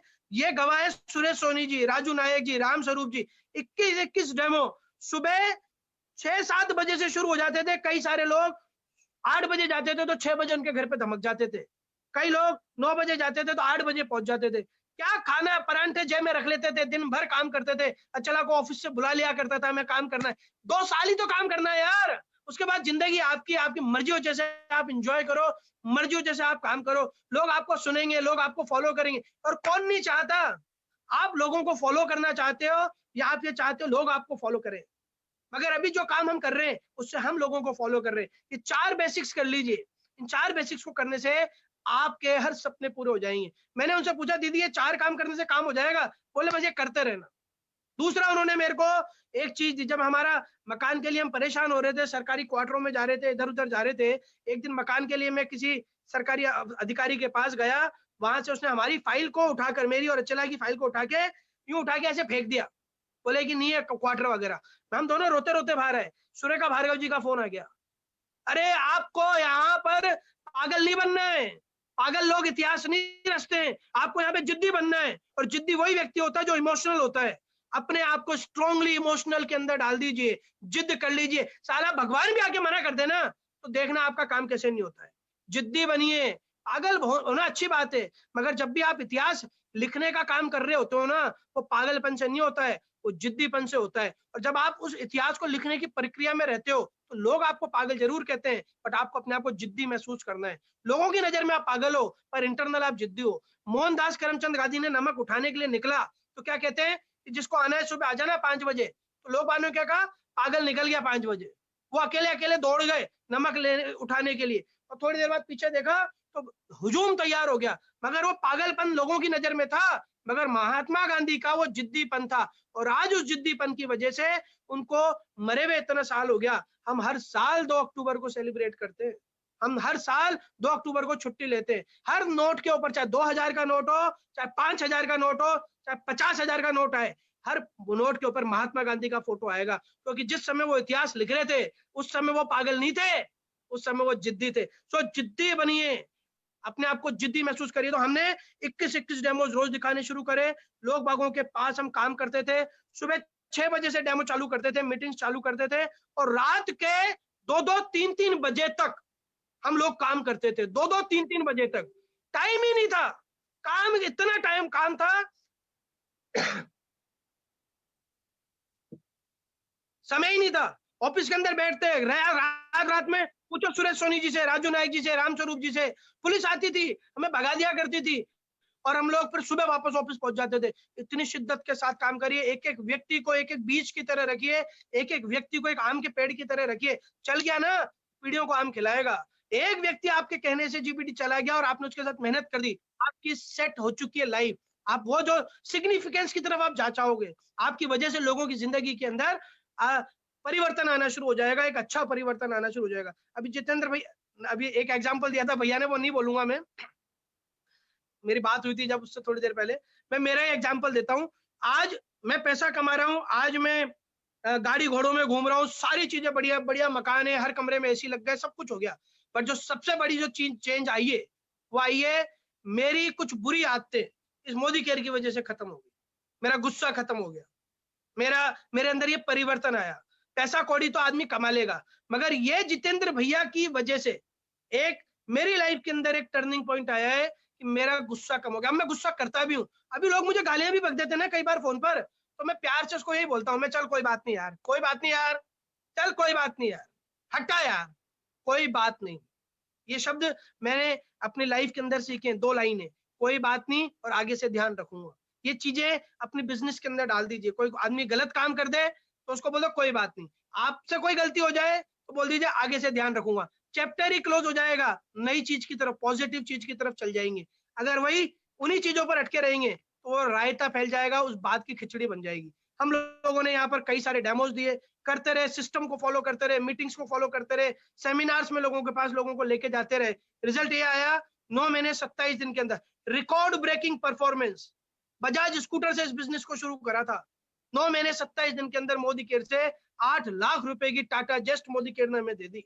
और मोदी केयर से जब हमने गाड़ी लेने गए तो डीलरशिप वाला आदमी हक्का बक्का रह गया कि इतने सारे लोग मैंने मेरी 40 साल की जिंदगी में पहली बार एक गाड़ी की डिलीवरी के लिए देखे। क्योंकि लोग बागों को आपकी हर अपॉर्चुनिटी लोग बागों को रियलाइज करानी है, आपने हर चीज की खुशी मनानी। हमने गीजर खरीदा 4,500 रुपए का, उसका भी हम लोगों ने हलवा बनाकर खाया। उससे पहले हमारे बच्चे 1 लीटर की भगोनी के अंदर मेरी वाइफ पानी गर्म करके उनको ठंडे गर्म पानी से नहलाया करती थी, 1-1 लीटर पानी से। जब गीजर लिया कसम खा रखी थी कि जो कुछ करेंगे मोदी केयर से करेंगे, जिद्दी बनना पड़ेगा। और ये करते करते गाड़ी आ गई, गाड़ियों की लाइन लग गई। देन पेरेंट्स को गाड़ी गिफ्ट कर दी, अचला को गाड़ी गिफ्ट कर दी, 5 गाड़ियां मोदी केयर से ले ली। अभी लेटेस्ट गाड़ी फोर्ड एंडेवर ले ली। विदेश यात्रा करने की सोच थी, हिंदुस्तान के अंदर खूब घूम रहे हैं, विदेश लंदन घूम आए, सिंगापुर, मलेशिया, थाईलैंड, दुबई, परिवार के साथ घूम आए, माँ बाप सास ससुर के साथ घूम आए। और क्या चाहिए यार, ये सारा काम मगर शिद्दत के साथ इन 4 बेसिक्स के ऊपर डिपेंड है। इन 4 बेसिक्स को करना है। और फाइनली कुछ चीजें हैं जो आपको आपकी आदत में डालनी है। 100% प्रोडक्ट यूजर बनना है। आप खुद तो नहा रहे हो लक्ष्य से और लोगों को बता रहे हो सॉफ्ट वॉश। जब आप बताओगे तो आपकी आंखों की जो चमक है वो आपके कांच की तरह रहेगी और कांच फूट जाता है। इससे ही नहाओगे और यही बताओगे तो आपकी चमक हीरे की तरह रहेगी। और हीरा जो होता है सदा के लिए रहता है। 100% प्रोडक्ट यूज करिए। मोदी केयर के अंदर कोई भी प्रोडक्ट आए उसको यूज करिए, इसको एंजॉय करिए, उसके साथ एक्सपेरिमेंट करिए। और राम स्वरूप शाक्यवाल हमारे साथ एक साथी है हमारे, वो क्या करते थे, वो मोदी केयर में आए तो नौकरी करने के बाद घर आते थे तो लक्स से भी डेमो कर रहे हैं, लाइफ बॉय से भी डेमो कर रहे हैं, सिंतोल से भी कर रहे हैं, संतूर से भी कर रहे हैं। वो हर प्रोडक्ट से डेमो करते थे। रोज 2 घंटे मोदी केयर का काम चालू करा उन्होंने। धीरे धीरे अपने आप को प्रोडक्ट का मास्टर बना लिया। आज लाख रुपए महीना कमाते हैं, विदेश यात्राएं करते हैं। आज तक कितने रुपए आ चुके हैं? बहुत बढ़िया सवाल है आपका, ये मैंने काउंट करा नहीं है, एक बार जरूर काउंट करा था। ये कुछ लोगों को पता है। 4-5 महीने पहले अगर किसी को फिगर याद हो तो प्लीज डाल दीजिएगा 5 महीने पहले का फिगर चैट के अंदर। वो मैंने जितेंद्र भैया के घर पे मैंने काउंट करके गया था एक दिन पूरा पैसा। सो आप यहाँ पर 100% प्रोडक्ट यूजर बनिए। दूसरा जो आपको काम करना है, उन प्रोडक्ट्स को आपको यहाँ पे शेयर करना है, आप लोगों को यहाँ प्लान बताना है। तीसरा जो आपको यहाँ पर काम करना है, इस माइंड के अंदर कुछ अच्छे वीडियो सुनना शुरू करिए। रोज सोने से पहले ये लिख लीजिए चीज, ये सबसे इंपॉर्टेंट चीज है। तो मैं जो समझता हूँ, सारे कामों को एक तरफ और इस काम को एक तरफ कर दो। रोज सोने से पहले 20 मिनट एक अच्छा वीडियो सुनिए। और मैं ये नहीं बोलूंगा कि उस मोटिवेटर का सुनो, उस मोटिवेटर का सुनो, जिसको आप मानते हो। आप मोदी केयर में हो ना, तो मोदी केयर के व्यक्ति का वीडियो सुनिए। मैं ये नहीं बोलूंगा कि वो रमनदीप जी का सुनो या वो डॉक्टर निंद्रा जी का सुनो। मैं बोलूंगा आप जिसके जैसा बनना चाहते हो उसका वीडियो सुनो। आप जितेंद्र भैया जैसा बनना चाहते हो, जितेंद्र भैया जैसा बनना चाहते हो, जितेंद्र भैया के वीडियो सुनो, 20 मिनट सुनो रोज। मनीष त्रिपाठी जैसा बनना चाहते हो, मेरे वीडियो सुनो। महेंद्र भैया जैसा बनना चाहते हो, महेंद्र भैया के वीडियो सुनो। राजू नायक के वीडियो बनना चाहते हो तो उनका वीडियो सुनो। जिस व्यक्ति को, क्योंकि जो व्यक्ति जिस फील्ड में है वो आपको वहां पर और पारंगत कर देगा। तो आपको गूगल गुरु का सहारा लेना है, आपको यूट्यूब पर जाना है, फेसबुक पर जाना है, और साथ ही खुद एक एक्टिविटी शुरू करो। क्योंकि आप लिमिटेड लोगों को जानते हो, 2, 5, 10, 20, 50, 100, 200, 500, 1000 लोगों को जानते हो। सोशल मीडिया को यूटिलाइज करो। Can I have? ओके, आप यहाँ पर अपने आप को एक्सपोज करो, आप यहाँ पर अपने आप को डेवलप करो। अच्छा, हीरो होंडा ज्यादा बड़ी कंपनी है या आप ज्यादा बड़ी कंपनी हो? हाँ, जिसको भी आप मानते हो ना भैया, उसको सुनो। मैं पर्टिकुलर किसी का नाम नहीं ले रहा हूँ, बट उसको सुनिए, उसको सुनने के बाद उसके जैसे काम करिए। हीरो होंडा ज्यादा बड़ी कंपनी है, आप ज्यादा बड़ी कंपनी हो इंडिविजुअल। हीरो होंडा बड़ी कंपनी है, बट हीरो होंडा आज भी फेसबुक पर ऐड दे रही नहीं दे रही, गूगल पर ऐड दे रही नहीं दे रही, टीवी पर एडवर्टाइजमेंट कर रही नहीं कर रही। तो ये चीज हमें सीखनी है कि हमें सोशल मीडिया पे जाके अपना एडवर्टाइजमेंट करना है। मोदी केयर के लिए हम लोगों को काम करना है। हम लोगों को मोदी केयर के प्रोडक्ट्स की जानकारी देनी है, फेसबुक पर देनी है, सोशल मीडिया पे देनी है। खुद का वीडियो बनाइए। मैं हमेशा इस चीज को बड़ी तेजी के साथ रखता हूँ कि आप अपने आप को प्रमोट करिए। ये मैंने जितेंद्र भैया से कितनी अच्छी चीज सीखी है, अपलाइन से सीखी है। Promote yourself, love yourself. आज अपने आप को प्रमोट करिए। आपको कौन प्रमोट करेगा? मैं तो प्रमोट नहीं कर सकता। अपने आप को आप प्रमोट करिए। प्रेम कुमार जी अपनी वाइफ को साबुन का डेमो के लिए तैयार करिए, आप वीडियो बनाइए, उसको फेसबुक पे डाल दीजिए, अपना मोबाइल नंबर डाल दीजिए। जब ये सब करने से आपको लिंक मिलेंगे, लोग बाग आपको टच करेंगे, लोग बाग आपको जानेंगे, लोग देखेंगे कि यार 2 साल पहले भी मोदी केयर में था और आज भी मोदी केयर में, आपका विश्वास बढ़ेगा और वो आपके पास आ जाएंगे। अभी हमारी झिझक नहीं खुल रही है, क्या करें? अरे झिझक गई भाड़ में, झिझक तो हम लोगों ने बना रखी है। सामने वाला व्यक्ति जो हमें देख रहा है वो तो हमें उसी तरीके से देखेगा जिस तरीके से हम बता रहे हैं उसको। उसको थोड़ी ना पता है कि आपको क्या बोलना है, ये तो आपको पता है। और जो आप बोलोगे वो सर्वमान्य है। अगर सही नहीं बना तो उसको आप डिलीट कर दो। सब अपने हाथ में, सारी चीजें अपने हाथ में। सही नहीं बनता तो डिलीट कर दी। बट पहली बार पहला स्टेप तो उठाना पड़ेगा। जब पहली बार पहला कदम रखा था तो पूछे आपके पेरेंट्स से, आप गिरे थे या नहीं गिरे थे? आपने जब पहली बार साइकिल चलाई थी, जो तो आपको याद होगा, जब आपको आपके पापा ने पकड़ रखा था, बड़े भाई ने साइकिल पे पकड़ रखा था, जब तक पकड़ रखा था जब तक तो साइकिल चल रही थी और बड़े खुश थे कि मेरे को चलाने आ गई। और जैसे ही छोड़ा, खट लगे से गिर गया और घुटना छिला। मगर उस घुटने के छिलने की वजह से आज आप सब कुछ चलाने को तैयार हो। आज आप कार चलाते हो, मोटरसाइकिल चला, हाथ छोड़ के चलाते हो, मोटरसाइकिल की टंकी पे खड़े होके चलाते हो, सब करते हैं। अब हम बात भी कर रहे हैं, गाड़ी भी चला रहे हैं, क्लच भी दब रहा है, गियर भी दब रहा है, ब्रेक भी दब रहा है। बट सबसे पहले शुरुआत करी थी। शुरुआत करिए, झिझक खत्म हो जाएगी। मैं जब फेसबुक पर फर्स्ट टाइम आया था तो मैंने उस वीडियो को 4 बार डिलीट करा था, फिर जाके एक वीडियो बना। और दोस्तों पहला वीडियो मेरा बना था 48 सेकंड का, 48 सेकंड का, जिसके अंदर मैं घबरा गया था बुरी तरह और फिर मैंने बाय बाय नमस्ते कर दिया था, टाटा कर दिया था। फिर उसके बाद धीरे धीरे आज 24 घंटे में फेसबुक पर बात कर सकता हूँ। करत करत अभ्यास जड़मती हो सुजात। पहली बार रोटी बनाई, हिंदुस्तान पाकिस्तान का नक्शा बना। और आज 2 बजे भी कोई उठा देना कि ले उठ लाडी रोटी बनानी है, आग पे पट्टी बांध के भी साली रोटी गोल ही बनेगी। यस और नो?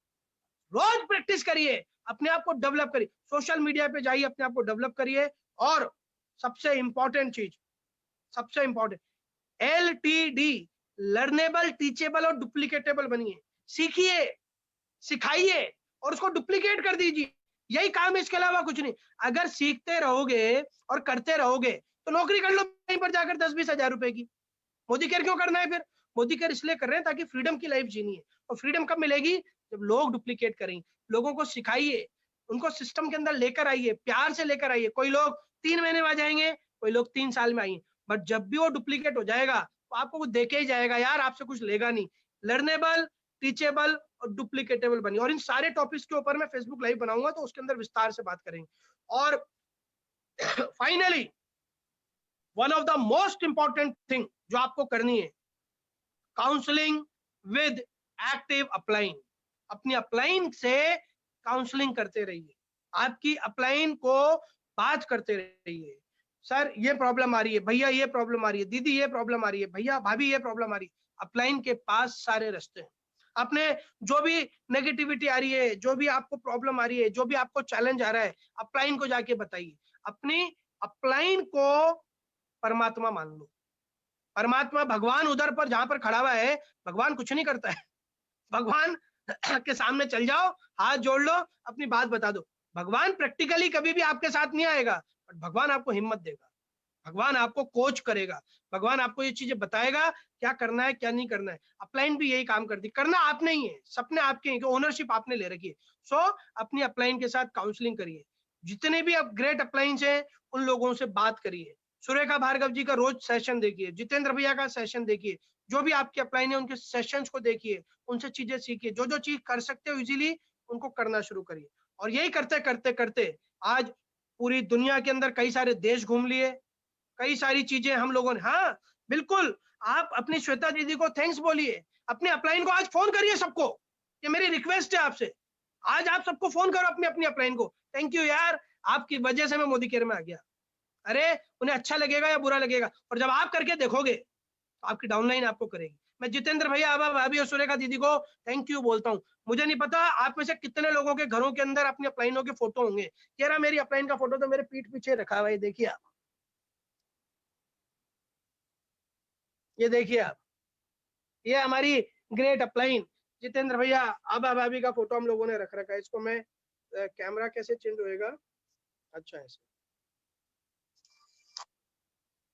ये जितेंद्र भैया आबा भाभी का फोटो, ये सुरेखा दीदी का फोटो, ये जितेंद्र भैया आबा भाभी का फोटो। यहाँ पर हमने हमारे सारे अप्लायंस का फोटो रख रखा है। ये मेरा मोदी केयर से पहला चेक, 474 रुपए का पहला चेक था। ये मोदी केयर से GIP बोनस मिला 35 लाख रुपए का। तो दोस्तों यहाँ सारी चीजें पॉसिबल हैं अगर आप करना शुरू करोगे। बट इन सबको करने के लिए ये स्टेप्स आपको रेगुलर करने हैं, अपने अपलाइन को मानना है, अपनी अपलाइन को फॉलो करना है। इस बिजनेस में अगर मैं नहीं होता तो मैं आज ज्यादा से ज्यादा एक स्प्लेंडर चला रहा होता, या आज मैं ज्यादा से ज्यादा एक अल्टो चला रहा होता। आज जितने की अल्टो आती है उतने की तो टायर डलेंगे मेरी गाड़ी के अंदर जब टायर डलाने का समय आएगा। मैं आज अगर मोदी केयर में नहीं होता, सिस्टम को फॉलो नहीं करता, तो आज मैं जयपुर जाने के लिए भी सोचता। आज मोदी केयर से मैं लंदन जैसी जगह चले गए, वह महारानी के साथ हम लोगों ने खाना खा लिया। सोच के देखिए कि कहाँ पर संभव है सब चीजें। इस बिजनेस का सबसे बड़ा बाई प्रोडक्ट है आपकी और आपकी वाइफ की केमिस्ट्री बहुत जोरदार बन जाएगी।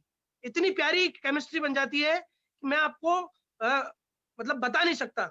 मैं जब खाना खाता हूँ तो मैं अचला को फोन करता हूँ, अगर अपलाइन नहीं सुने तो फिर खुद कर गए। हाँ, अपलाइन ने तो यार बहुत बड़ा काम कर दिया ना, आपको पैदा कर दिया ना मोदी केयर में। करना क्या है, ये 4 बेसिक्स करने, और वो अपलाइन जो नहीं सुन रही उसको ऊपर वाली अपलाइन के पास चल जाओ, फिर ऊपर वाली के पास चल जाओ। अगर आपके एलओएस में मैं आता हूँ तो मेरे पास आ जाओ, मैं भी नहीं सुनू जितेंद्र भाई के पास चल जाओ। अरे यार मनमान सारी अपलाइन है और वो भी नहीं सुने, सुरेखा दीदी के पास चल जाओ, सुरेखा दीदी भी नहीं सुने तो आप कंपनी के मैनेजमेंट के पास चल जाओ।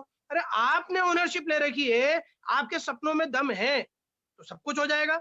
आज हमारी कई सारी टीम्स है, अमित खन्ना जी उधर यहाँ से 1200 किलोमीटर बैठे हैं, इतना दूर रहता हूँ, उन्होंने ओनरशिप ली, 2.5 लाख रुपए महीना कमाते।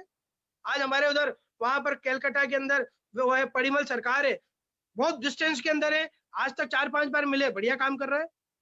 Everybody is doing well. आपको करना तो खुद ही, अपलाइन को क्या सुनाना है, अपलाइन को क्या सुना, अपलाइन क्या करेगी, आके थोड़ा डेमो दिखाएगी, 2 बार 3 बार सिखा देगी, करना आपको है, खुद करिए उसको काम को। सपने किसके हैं, बच्चे किसके, माँ बाप किसके हैं, आपके। अगर आपको प्यार नहीं है आपके माँ बाप से, आपको प्यार नहीं है आपके बच्चों से, आपको प्यार नहीं है आपके बीवी या पति से, तो अपलाइन को क्या प्यार होगा। इसलिए तो बोला लव योरसेल्फ, अपने आप को रेस्पेक्ट दो, अपने आप को प्यार करो तो लोग भी आपको प्यार करेंगे। चलिए, बाकी बहुत अच्छे अपॉर्चुनिटी है, हम बहुत ब्लेस्ड हैं कि हम लोग इतने अच्छे लोगों के साथ हैं। Sameer Modi ji one of the best human being on the earth हैं, बहुत बढ़िया व्यक्ति हैं। उनके दिल को पाना, उनके दिल में जगह बनाना, ये हम लोगों का सबसे बड़ा नसीब है। हम बहुत ब्लेस्ड हैं कि सुरेखा दीदी और जितेंद्र भैया जैसे हमारी अपलाइन है, जो पूरा संसार उनका लोहा मानता है। हम सब ब्लेस्ड हैं कि आप सब हमारे साथ हैं। अगर आप लोग नहीं होते तो कुछ भी नहीं होता। हम सब ब्लेस्ड हैं कि हमारे संसार के सर्वश्रेष्ठ माँ बाप हैं। हम ब्लेस्ड हैं कि हमारी वाइफ या हमारा हस्बैंड संसार का बेहतरीन है, क्योंकि वो आपकी चॉइस नहीं है, परमात्मा की चॉइस है। हम ब्लेस्ड हैं कि हमारे बच्चे सबसे अच्छे हैं, क्योंकि वो ऊपर वाले ने गिफ्ट कराया आपको। जब सब कुछ इतना अच्छा है, कुछ अच्छा हमें भी करना है, हमें कमिटमेंट लेना है। आज क्लोजिंग का आखिरी दिन है, लग जाइए। सर मैं आपकी टीम से हूँ। भैया मेरी टीम से तो सभी हैं और मैं आप लोगों की टीम से हूँ। मैं हमेशा ही कहता हूँ कि आप लोगों की वजह से हमें, मेरे घर में अगर एक रोटी भी बनती है तो आप लोगों की वजह से बनती है। और ये एहसान मैं सिर्फ तभी चुका सकता हूँ जब आप इस बिजनेस के अंदर जीबीडी बन जाएं, आपके घर में लाखों रुपए की इनकम आए, आपको दुनिया बुलाए, आपका BBS हो। ये काम मुझे करना है आपके लिए, ये एहसान ऐसे ही चुकेगा और मैं तैयार हूँ। बट क्या आप तैयार हैं? आपको तैयार रहना पड़ेगा। चलिए जी, महेंद्र भैया और मीना भाभी, मैं और अचला आपको बहुत बहुत धन्यवाद देते हैं।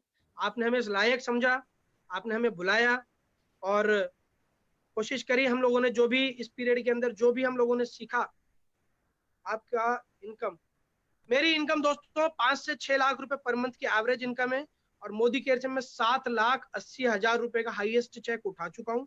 474 रुपए से शुरुआत करी थी। चेक्स ऊपर नीचे होते रहते हैं, घबराओ मत, क्योंकि हमारा बिजनेस के अंदर घबराना मना है, अटकना मना है, भटकना मना है और डरना मना है। अपने आप को डेवलप करिए। मोदी केयर आपको लोगों को ज्वाइन करने का पैसा नहीं देता है, मोदी केयर आपको टर्नओवर का पैसा देता है, स्ट्रक्चर का पैसा देता है। तो अपनी अपलाइन से बात करिए किधर प्रॉब्लम आ रही है।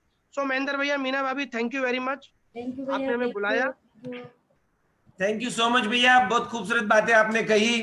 गाय का दूध निकालना पड़ता है, देती नहीं है। एक लाइन में आपने बहुत जबरदस्त मैसेज